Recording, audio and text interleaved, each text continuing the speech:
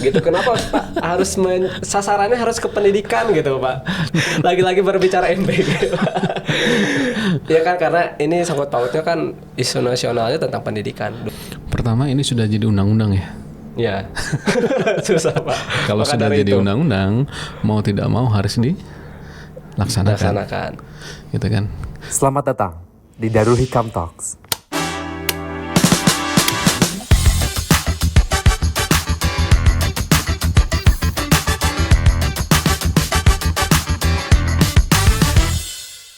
Bismillahirrahmanirrahim. Assalamualaikum warahmatullahi wabarakatuh. Assalamualaikum warahmatullahi wabarakatuh. Halo, saya Faruk Julfikar. Alhamdulillah, perlu kita syukuri pada hari ini Dinamiku mengadakan podcast yang pertama kali dengan nama konten Bincang Dinamika Umat.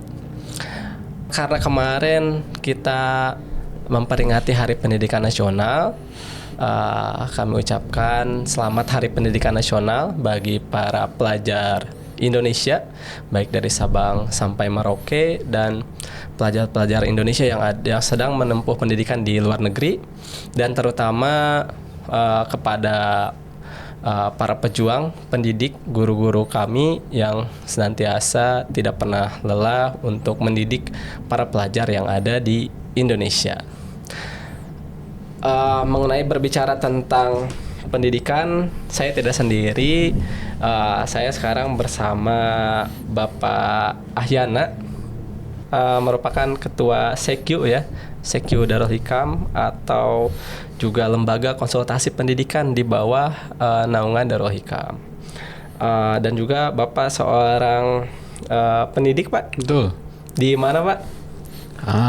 Ya, saya konsultan pendidikan di beberapa sekolah, di pesantren, kemudian juga ya ngajar-ngajar gitulah, ngajar-ngajar anak-anak mahasiswa seperti itulah. Kira-kira. Alhamdulillah. Sekarang udah banyak Pak yang berkonsultasi masalah pendidikan ke Sekyu. Karena apa ya, dunia pendidikan memang dunia yang harian ya, yang saya tekuni gitu. Jadi ya saya menikmati itu, maksudnya menikmati itu ya jam berapapun, seberapa orang pun gitu, seberapa lembaga pun, baik itu konsultasi atas nama pribadi atau Sekyu kita jalani. Ya, siap-siap. Apalagi Sekyu ya. Berarti kalau butuh konsultasi ke Sekyu bisa menghubungi mana Pak? Menghubungi di bawah ini. Oke Pak. Alhamdulillah ya Pak Ahyana sekarang kondisinya dalam keadaan sehat, bisa memenuhi undangan kami di podcast yang pertama ini. Kita berbicara tentang pendidikan Pak. Kemarin kita 2 Mei baru saja memperingati Hari Pendidikan Nasional yang dengan tema itu menguatkan partisipasi semesta, mewujudkan pendidikan bermutu untuk semua. Nah, Bapak sebagai pendidik dan konsultan pendidikan nih Pak, apa sih makna Hari Pendidikan pada tahun ini gitu Pak? Oh iya, ini berat banget tuh Pak Rama, udah langsung ditanya makna. Kita mau bahas tema dari ini nih, Kemendikdasmen berarti ya. Iya, sebenarnya kita perlu cermati dulu ya kenapa 2 Mei itu sebagai Hari Pendidikan Nasional. Kamu Faruk tahu nggak kenapa 2 Mei itu dicetuskan atau ditetapkan sebagai Hari Pendidikan Nasional? Pastinya ada peristiwa sih Pak tanggal 2 Mei atau ada kejadian apa? Peristiwa apa itu? Apa Pak? Saya kurang tahu. Jadi 2 Mei itu kalau berdasarkan Perpres tahun 59 itu ditetapkan sebagai Hari Pendidikan Nasional itu karena tanggal 2 Mei itu ya diperingati sebagai hari lahir Bapak Pendidikan Ki Hajar Dewantara. Gitu Pak. Ya. 2 Mei itu. Jadi semenjak tahun 59 itu kemudian ditetapkan sebagai Hari Pendidikan Nasional. Jadi kalau tahun 59 sampai sekarang kurang lebih berapa tahun ya? 67 tahun ya. Berarti hari ini kurang dari lebih tahun 95. 59. 59. Ya. Jadi tahun ini kurang lebih Hari Pendidikan Nasional yang ke-67. 67. Nah, kalau tadi berbicara tentang apa tadi, hikmah ya atau apa? Iya, Makna yang tersirat ya, di Hardiknas tahun ini dengan tema yang sungguh luar biasa tadi ya. Mewujudkan apa namanya? Tadi temanya apa? Menguatkan partisipasi semesta, mewujudkan pendidikan bermutu untuk semua ya. Nah, jadi kalau kita lihat temanya saja, ini kan kita di tahun ini atau di periode pemerintahan yang sekarang kan kalau boleh dibilang sudah nggak ngurusin lagi kurikulum. Menurut saya, artinya kurikulum itu sudah ajak lah ya. Yeah. Nah, jadi kalau tahun-tahun sebelumnya kan ada kurikulum KTSP, ada kurikulum apa. Nah, kemudian terakhir kurikulum Merdeka. Nah, sekarang kemudian kurikulum itu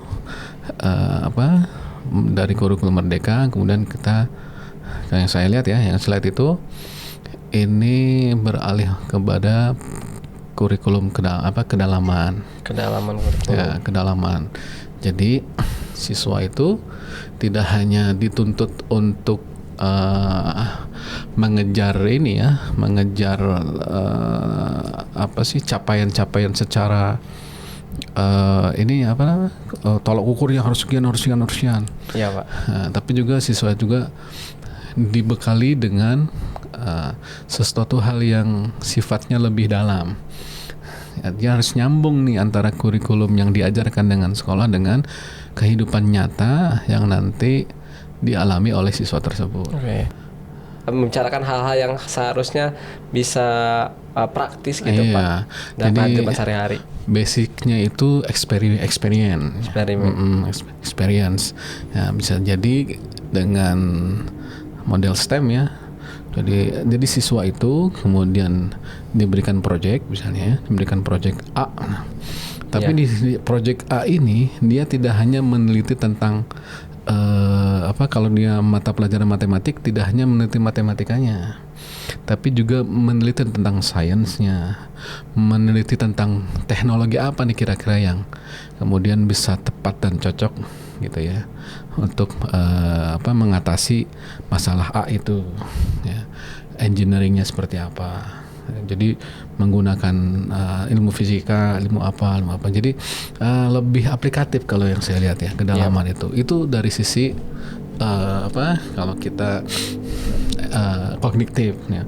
Belum lagi dari sisi kedalaman yang lainnya, misalkan kepribadian ya, tidak ngambang hanya di atas misalkan berbicara tentang akhlak misalkan kan.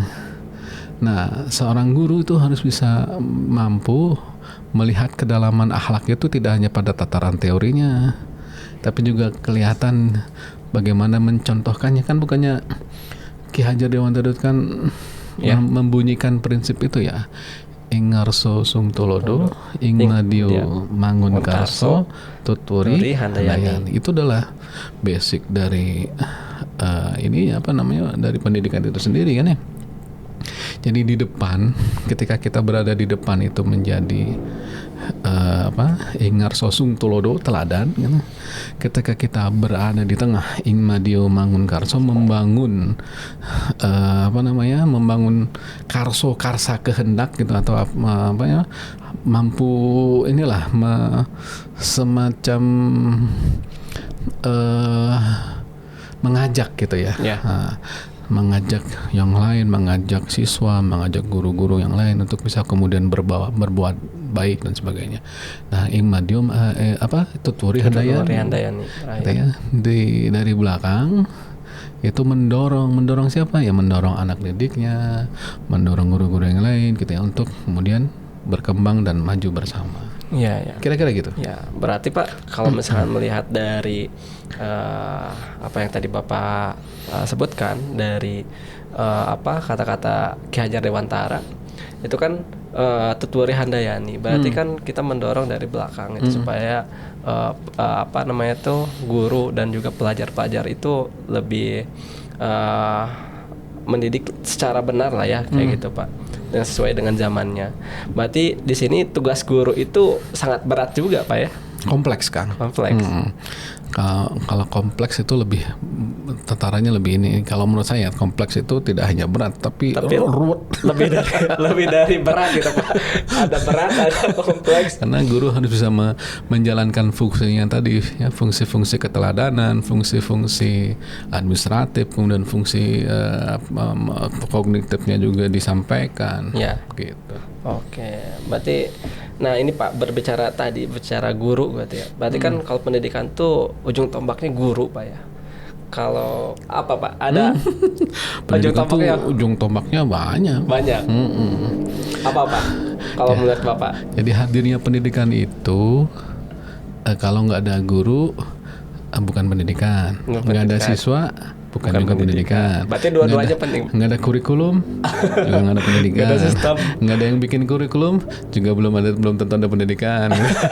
berarti banyak peran pentingnya Pak ya. Tidak ada pengambil regulasi.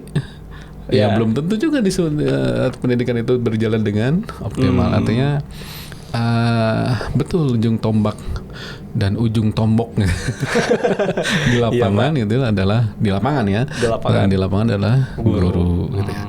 Karena guru harus mampu mentransformasikan apa yang dia dapatkan dalam dunia kampusnya, dunia pengajarannya, kemudian diajarkan lagi. Ya konsepnya sama lah.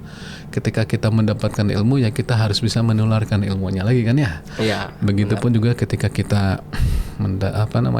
berbicara tentang mendapatkan feedback tentang kebaikan kepada kita juga bisa menularkan feedback itu kepada orang lain kan gitu. Ya Pak. Ini ada data isu tentang guru Pak. Jadi kata Kemendikdasmen itu guru honorer akan dihapuskan pada akhir tahun 2026. Jadi tahun 2027 itu sudah tidak ada lagi guru honorer Pak, dan akan dialihkan ke menjadi pegawai P3K paruh waktu melalui skema yang baru. Nah, menurut Bapak nih, apakah ini akan benar-benar akan dihapuskan Pak? Kalau misalkan kita berbicara undang-undang ASN kan berarti sudah ada aturannya gitu Pak. Nah, tanggapan Bapak lah ya, selaku juga pendidik dan konsultan, apakah emang program ini benar-benar Pak akan menghapuskan guru honorer gitu Pak? Pertama ini sudah jadi undang-undang ya. Ya, susah Pak. Kalau sudah jadi undang-undang, mau tidak mau harus dilaksanakan. Gitu kan. Jadi undang-undang itu menyebutkan tidak ada lagi guru honorer per Desember 2026 gitu ya. Nah sebenarnya yang harus kita 2024 harusnya 2024 ya, karena ada pembaruan ini lagi gitu ya. Pak, kebijakan ya. Nah jadi yang harus dibedakan adalah antara penataan status atau PHK massal. Nah itu harus dibedakan tuh. Yang diinginkan di sini adalah oleh pemerintah yang saya tangkap ya dari undang-undang itu tentang ASN ya, tentang kepegawaian itu adanya penataan tadi. Kenapa? Karena pemerintah ingin ada payung hukum terhadap guru gitu ya. Selama ini kan kita mendengar, kita melihat ya, sering terjadi ketimpangan antara guru-guru ASN dan guru-guru non ASN. Ya. Gitu ya. Ketimpangan dari apa? Pertama ketimpangan dari sisi sudah jelas lah salary ya. Ya. Gitu sudah jelas. Oleh karena itu kemudian muncullah sertifikasi gitu ya. Kemudian ketimpangan yang kedua apa? Ketimpangan dari sisi kapasitas dan kapasitas lah ya, atau kompetensi. Nah ini pemerintah ingin sesungguhnya guru-guru yang non ASN atau guru-guru atau orang-orang fresh graduate gitu ya, yang ingin kemudian mendedikasikan ilmunya dalam dunia pendidikan itu punya payung hukum yang jelas, punya payung hukum yang jelas, sama gitu ya, sama. Oleh karena itu ya selama kemudian dia siap dan ingin dan mampu untuk terjun ke dunia pendidikan gitu ya, jadi guru dan terdaftar di Dapodik gitu ya, per kapan gitu ya, mungkin sebelum Desember sekarang kali ya, 2026 itu ya secara secara benefit dan secara haknya masih akan ditunaikan. Jadi maksudnya di sini bukan terjadi PHK massal misalnya gitu. Hanya penataan statusnya saja. Nah, sambil menunggu menunggu diangkat sebagai P3K atau ASN. P3K kan juga ada P3K biasa, ada P3K paruh waktu. Gitu ya. Plus minus ya, tapi ya, sekali lagi kalau dilihat dari keinginan atau goodwill pemerintah itu ingin tidak terjadi ketimpangan itu, gitu ya. Ketimpangannya sudah tidak terlalu jauh lah ya gapnya. Kenapa? P3K ya gajinya setara dengan gaji guru secara nasional misalkan gitu ya, gaji standarnya misalkan UMR Pak. UMR. Kemudian gaji P3K paruh waktu yaitu berdasarkan berdasarkan jamnya. Nah, gitu ya. Guru ya. Berdasarkan MOU-nya, misalkan MOU-nya sekian jam.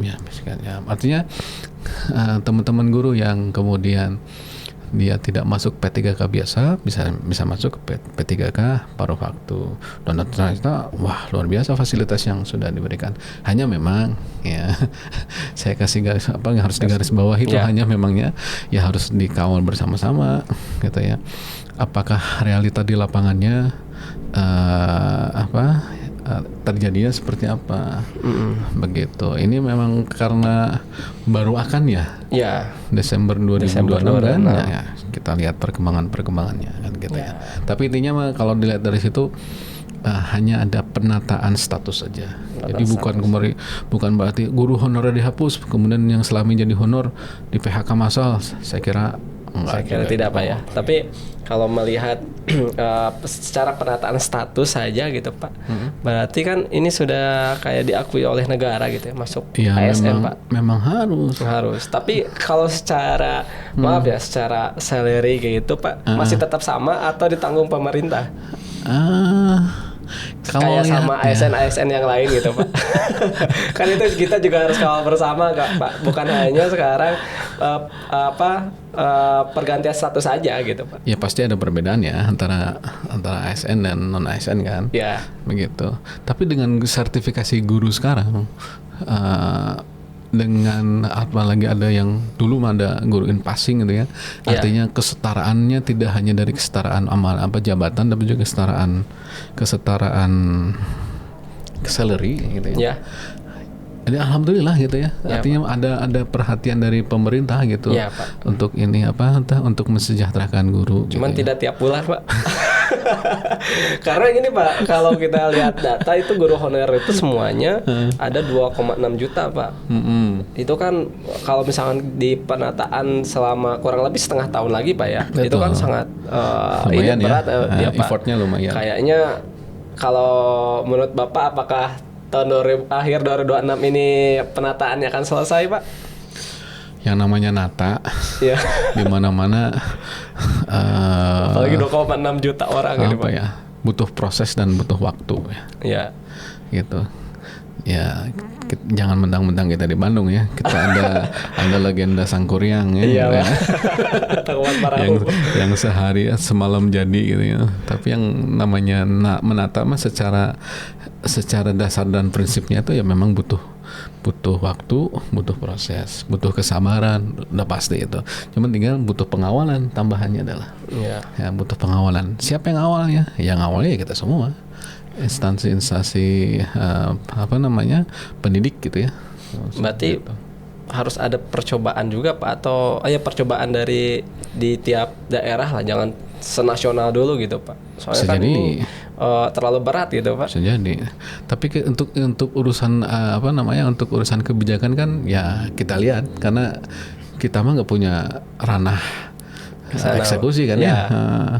Sekyu nggak punya ranah eksekusi untuk Ya. dan belum punya ranah untuk memerintahkan pemerintah kerjakan maunya harus beres enggak gitu kan. Iya, Tapi Pak. kita hanya sebatas memberikan mengawal proses itu gitu ya, mengingatkan, membantu pemerintah gitu ya untuk kemudian melaksanakan amanah undang-undang itu. Karena ini sudah amanah undang-undang. Kalau amanah undang-undang memang harus dilaksanakan. Iya, Kan iya. gitu. Benar, Pak. Siap. Oke, jadi Itu kan. tadi berbicara tentang guru honorer itu kan kita harus perlu ada penataan gitu. Kalau misalkan PHK mah kayaknya nggak mungkin Pak ya, karena banyak orang yang terputus gitu ya secara hak dan kewajibannya gitu. Iya, dan banyak yang terzolimi nanti. Iya, Kalau itu sudah terzolimi mah udah lah. Ya, jangan Iya, sampai ada orang terzolimi lah gitu. Gitu. Itu tadi kita berbicara guru. Sekarang pendidikan nih Pak, masalah pelajar Pak. Kita secara general bahwa jumlah angka putus sekolah itu per tahun 2025 kemarin itu sekitar 4,1 juta Pak. Wah, itu nasional ya? Iya, secara nasional. Dan yang terbanyak itu ada penyumbang terbanyak pelajar yang putus sekolah itu ada di Jawa Barat ternyata Pak. Betul. Data statistiknya. Iya, data statistiknya. Nah, salah satu faktornya itu ya sudah pasti lah Pak ya, masalah ekonomi gitu, masalah pergaulan juga gitu. Nah, dan juga ada angka yang paling besar itu adalah angka yang dia belum pernah ikut sekolah Pak dari SD gitu, bukan hanya putus sekolah dari misalkan SD SMP nggak lanjut sekolah, tapi dia angka yang paling besar itu adalah 1,9 juta itu anak belum pernah ikut sekolah. Nah, kalau misalkan kita bandingkan Pak ya dengan data statistik angka stunting di Indonesia per tahun 2025 itu angkanya tidak jauh beda dengan angka putus sekolah. Iya. Ini sekitar 4 juta. Nah, kalau misalkan dulu pemerintah membuat MBG, ini lagi-lagi berbicara MBG.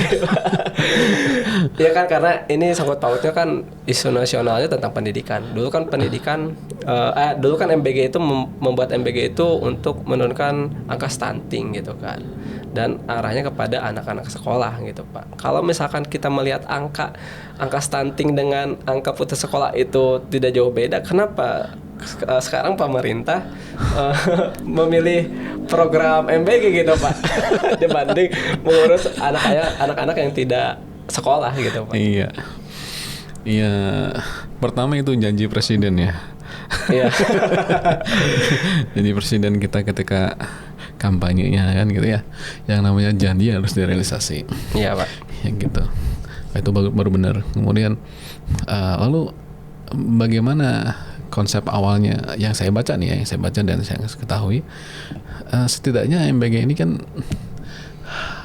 ada 4 klasifikasi atau 5 klasifikasi. Yang pertama untuk anak-anak sekolah, ya kan, dari jenjang PAUD sampai dengan SMA, SMK lah gitu ya, jenjang menengah atas gitu.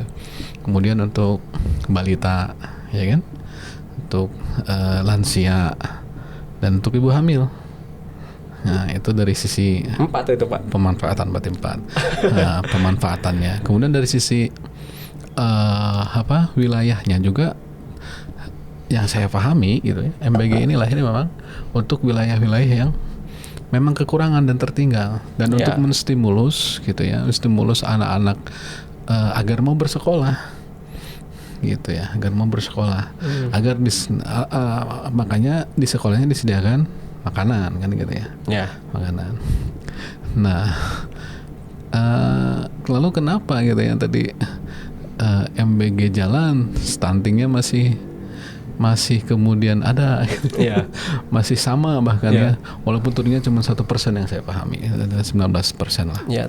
Begitu. Ya boleh jadi di tataran teknis ya, yang belum kena. Ya. Di tataran teknis yang belum kena, dan keriuhan sendiri itu sebenarnya untuk dunia pendidikan, untuk guru, untuk keriuhan sendiri di situ gitu ya. itu apa, pendistribusian bisa jadi ya, pemanfaatan bisa jadi, gitu ya. Karena tidak semuanya bisa bisa terfasilitasi. Itu kan anak juga kan ada yang doyan ini, doyan itu, doyan itu.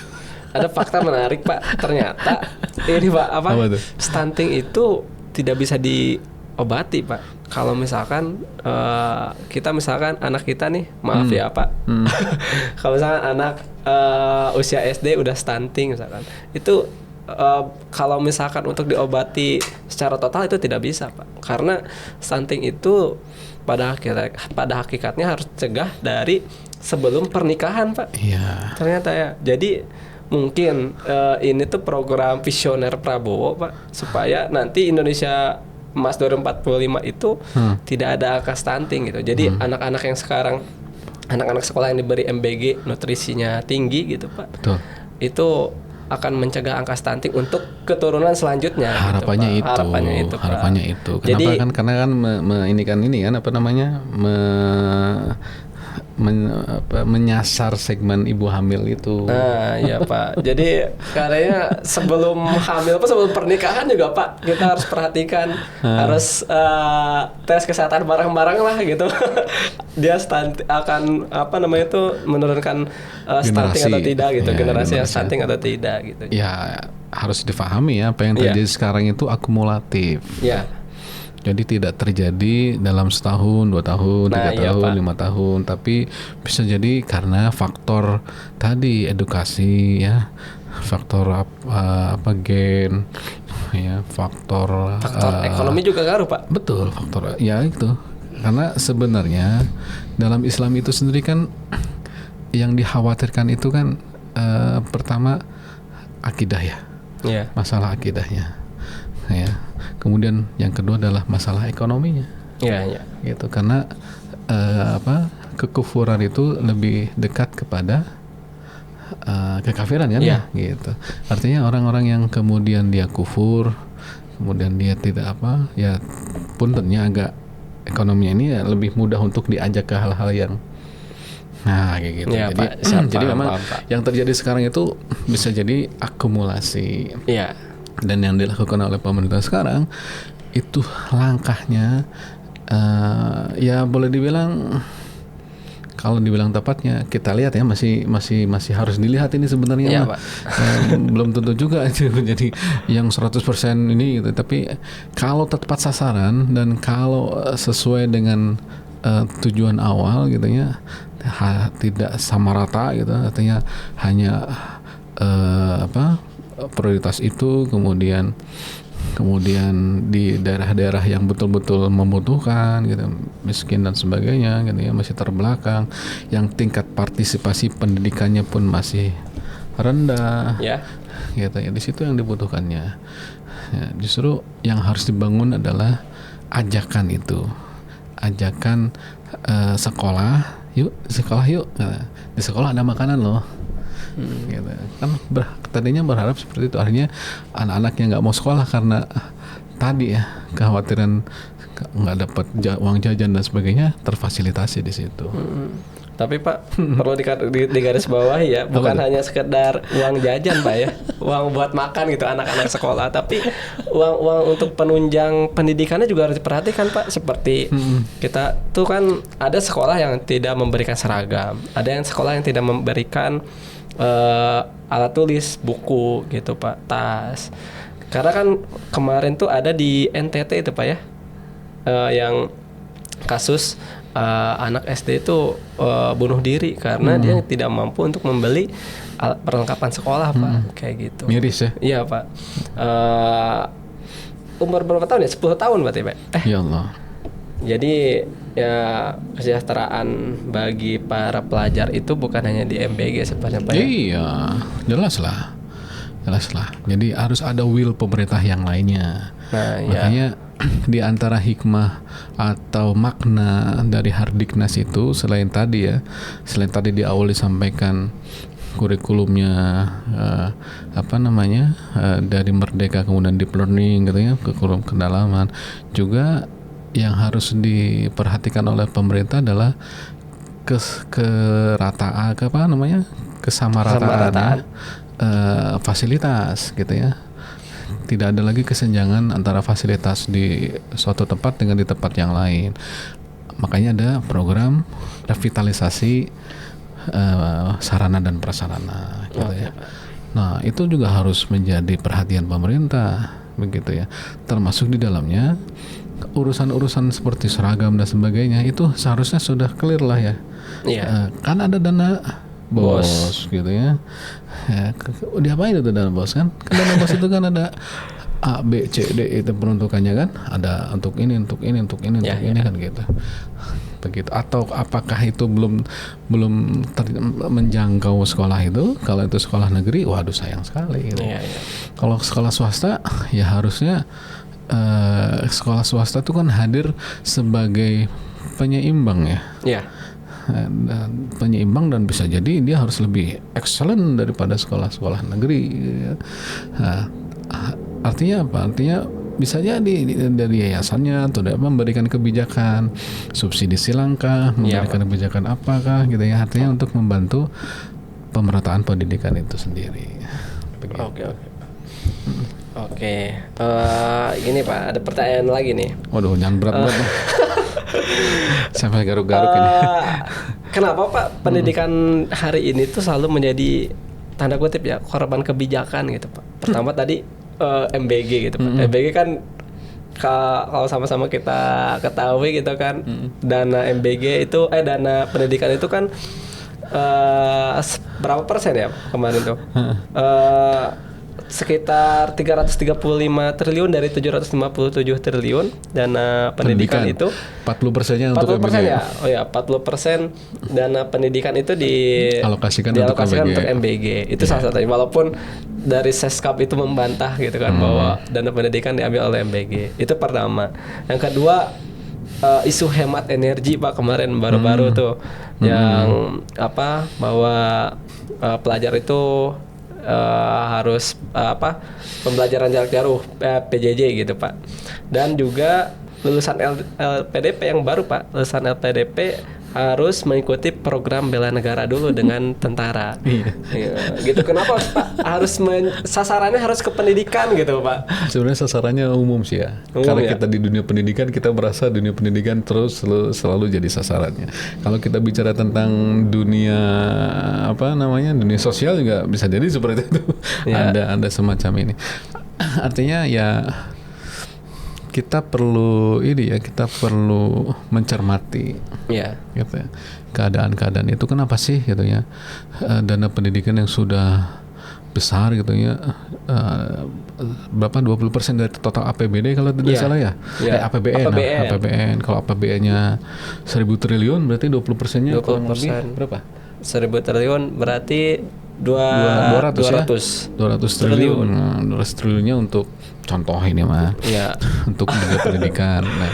Nah, ternyata 200 triliun itu kemudian terambil lagi kan ya? 40%. Pertama untuk operasional kan ya? Untuk gaji guru, gaji ASN non ASN dan untuk pembangunan sarpras dan sebagainya kan gitu ya. Nah, ditambah sekarang untuk program MBG. Lumayan dapat 40%. Nah itu kalau tepat sasaran dan itu bisa wajar lah ya. Tapi kalau ya itu tadi yang harus kita cermati dan kita kritisi itu, ini program ini itu gitu ya, kira-kira capaiannya seperti apa, tepat sasaran atau tidak gitu ya. Contoh aja ya, Ramadan kemarin gitu ya, MBG kan masih tetap jalan walaupun kemudian keringan walaupun gitu harus masak sendiri Pak itu lele-nya gitu. Itu tetap jalan terus gitu. Isu ini Pak kemarin hemat energi BBM itu kan langka kan isu-isunya itu walaupun kan, PJJ nggak jadi, ini korbannya kepada mahasiswa Pak. Mahasiswa harus WFH setiap hari Jumat. Itu kan dulu saya juga ngalamin Pak, saya lulusan COVID Pak. Waktu kuliah Pak. Kita semua lulusan COVID. Iya Pak, benar. Waktu kuliah gitu. Jadi ngerasa beda aja gitu Pak. Ada sesuatu yang memang tidak dirasakan aja gitu Pak. Iya. Nah kalau berkaitan dengan apa namanya, yang hemat energi dan sebagainya, ini kan bagian dari krisis global juga ya. Iya. Krisis global juga, krisis perang juga kan gitu, sampah juga kan gitu ya.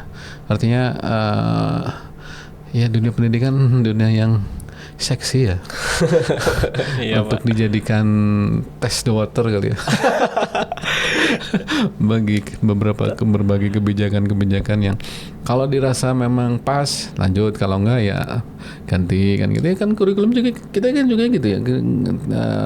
Hampir setiap rezim pemerintah itu selalu berganti kurikulumnya.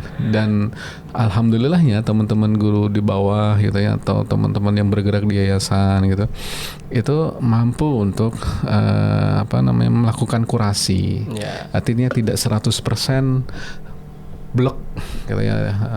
Ada muatan lokalnya, ada apanya, dan disesuaikan dengan kondisi di mana dia berada.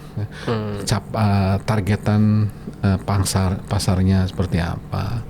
Oke, Pak. Begitu. Fleksibel lah kalau teman-teman guru. Jadi seru Pak ya pemerintah Seru banget. Kalau bermain-main dengan pendidikan itu. Seru. Bukan bermain-main ya Pak. Apa Ya, yang lebih tepatnya? Apa ya?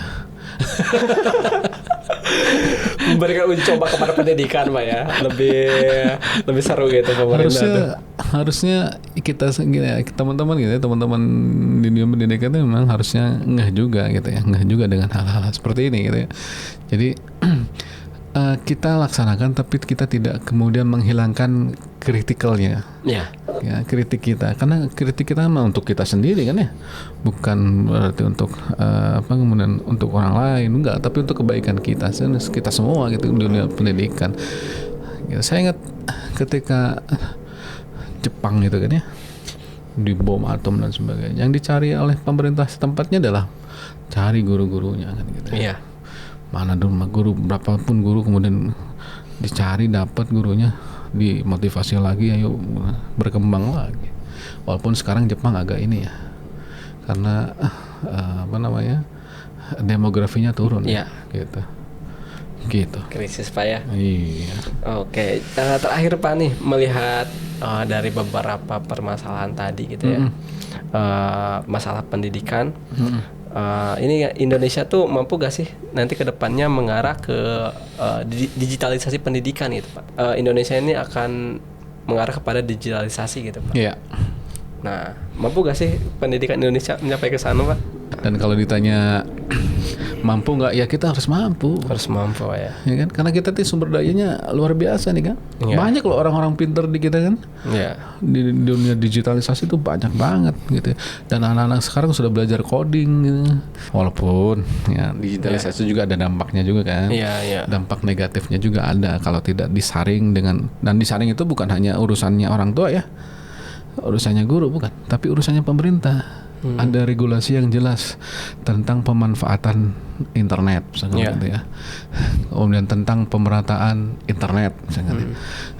Ujian nasional atau dulu ya, atau sekarang TKA gitu ya. Itu juga di salah satu faktor keberhasilannya adalah sinyalnya internet. Gitu ya. Kalau internetnya nggak bagus gitu ya, nggak merata kualitasnya, ya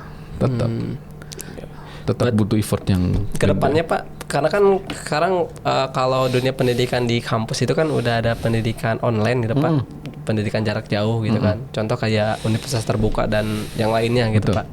Kalau misalkan di ranah sekolah gitu, belajar dari SMP sampai SMA lah minimal gitu ya, bisa gak Pak menerapkan program-program digitalisasi seperti pembelajaran full online gitu Pak? Harus dilihat dari beberapa sisi ya. Pertama dari sisi kesiapan teknologinya itu sendiri, gitu. Karena belajar online jangan sampai hanya Zoom, ya, gitu ya. Pakai satu perangkat kan, gitu. Ya. Tapi harus punya beberapa perangkat itu Pak. Beberapa perangkat yang memadai, gitu ya. Belum lagi kualitas kita sebagai gurunya untuk bisa mengolah bahan ajar untuk bisa ditampilkan dengan jarak jauh itu. Ya. Itu. Kemudian yang kedua dari sisi psikologi perkembangan, ya, psikologi perkembangan. Nah ini penting banget karena anak-anak usia dini, anak-anak usia, kan maksudnya anak-anak usia dini dasar dan menengah ya kan? Ini masih butuh sosialisasi sebenarnya. Bersosialisasi dengan lingkungan, bersosialisasi dengan teman, bersosialisasi dengan guru di luar orang tuanya ya, gitu. Bersosialisasi dengan yang lainnya dalam kerangka pendidikan. Kalau dalam kerangka silaturahim, dalam kerangka yang lainnya terbiasa mungkin ya. Apalagi yang belum biasa. Gitu. Nah, yang ketiga yang harus diperhatikan itu adalah unsur kebijakan. Kita kira dari sisi kebijakannya seperti apa untuk Dikdasmen ini, Iya. gitu ya. Apakah kemudian oke lah kementerian mendukung 100% misalkan pendidikan jarak jauh untuk SD sampai dengan SMA. Nah, mendukung 100% itu dalam bentuk seperti apa? Iya. Kayak gimana modelnya? Kerangkanya seperti apa? Kurikulumnya kayak gimana? Kan gitu ya. Ya.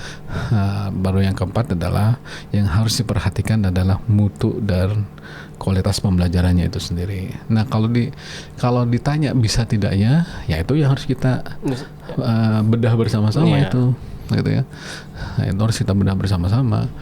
Mampukah sekolah formal gitu ya diramu menjadi sekolah jarak jauh, SD sampai SMA. Ya, kemungkinan nanti juga kurikulum bakalan berubah Pak ya. Bukan kurikulum merdeka lagi. Berarti kalau ada berubah nanti yang ke-6 kali Pak ya. Karena kurikulum itu berkembang ya kan. Iya. Kurikulum itu berkembang waktunya sesuai dengan zamannya.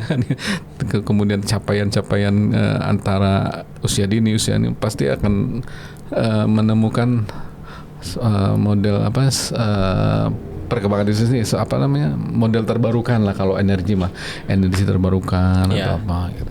Kira-kira gitu. Siapa?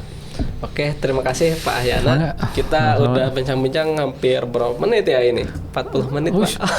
Gak kerasa ya Pak. Oke. Tadi padahal 20 menit aja ya. Oke, terima kasih Pak Ahyana telah menyempatkan waktunya untuk hadir. Semoga ini menjadi pembelajaran dan juga pengingat bagi kita semua dan juga bagi teman-teman semua. Apabila teman-teman menyukai video ini, jangan lupa untuk share dan like supaya dakwah kita semakin luas. Mantap, insyaallah. Terima kasih. Kita cukupkan sekian. Saya Fargil Fikar. Wassalamualaikum warahmatullahi wabarakatuh. Waalaikumsalam warahmatullahi wabarakatuh.